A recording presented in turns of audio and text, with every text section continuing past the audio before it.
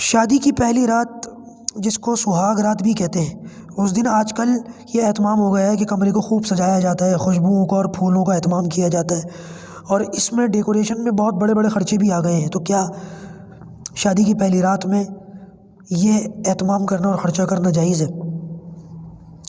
Sensitive سوال ہے اور پوچھنا بھی چاہیے اس طریقے کے سوالات۔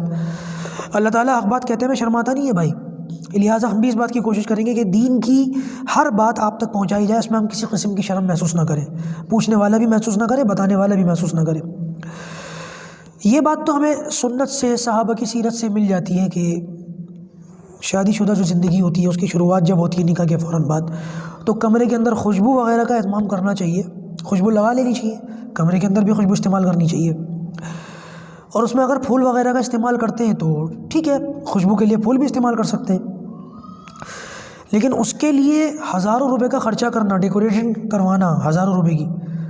بلکہ آج کل تو نوبت لاکھوں تک جا چکی ہے، لاکھوں روپے کی ڈیکوریشن ہوتی ہے، یہ فضول خرچی ہے،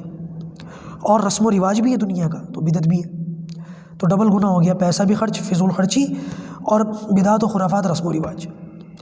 لہٰذا اس چیز کو دیکھیے کہ جو ہم پیسہ خرچ کر رہے ہیں وہ غیر ضروری تو نہیں جا رہا،